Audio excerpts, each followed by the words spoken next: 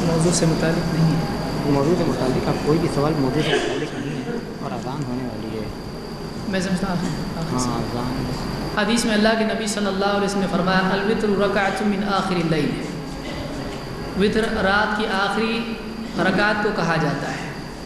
اس اعتبار سے اس حدیث سے معلوم ہوتا ہے، اور اس کے علاوہ بھی حدیثیں ہیں کہ ایک آدمی اگر ایک رکعت وتر بھی پڑھ لے تو اس کی وتر صحیح ہوتی ہے۔ اللہ کے نبی صلی اللہ علیہ وسلم کے قول سے اور صحابہ میں سے غالباً معاویہ رضی اللہ عنہ کا بھی اس پر دائمی عمل تھا کہ وہ ایک وتر پڑھا کرتے تھے۔ تو ایک وتر بھی ثابت ہے، آدمی کھڑا ہو جیسے رکعتیں پڑھتا ہے پڑھ لے، جب ایک رکعت پڑھتا ہے اس کے بعد میں سورہ فاتحہ اور سورہ پڑھنے کے بعد میں دعائے قنوت اگر چاہے تو پڑھ سکتا ہے، اس کے بعد رکوع اور سجدہ کر لے اور سلام پھیر لے، ایک رکعت سے اس کی وتر ہو جائے گی۔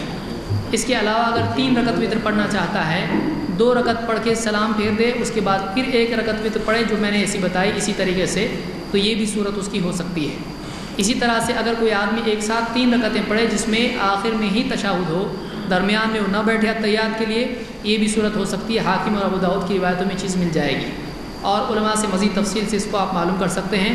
5 وتر بھی ہے، 7 بھی ہے اور 9 بھی ہے۔ سنن ابی داؤد میں 1، 3، 5، 7 یہ تمام چیزیں ایک ہی روایت میں موجود ہیں، جو جیسا چاہے پڑھ سکتا ہے۔ خود اللہ کے نبی صلی اللہ علیہ وسلم نے کہا، اور غالباً ابو عوانہ یا ابو یعلا کی روایت میں ہے کہ اللہ کے نبی صلی اللہ علیہ وسلم نے 9 وتر بھی پڑھی ہے۔ تو اس سے معلوم ہوتا ہے کہ 9 بھی وتر پڑھی جا سکتی ہے۔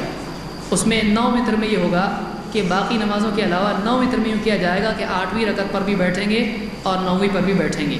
8ویں پر درود بھی پڑھا جائے گا اور 9ویں پہ بھی اسی طرح سے تحیات کے بعد درود پڑھ کر اور دعا پڑھ سکتے ہیں۔ لیکن 7 اور 5 میں آپ ایک ہی تشہد کریں گے، اس میں 2 تشہد نہیں ہوں گے۔ یہ بنیادی طور پر طریقہ ہے، علماء موجود ہیں، آپ ان سے تفصیلی طور پر پوچھ سکتے ہیں۔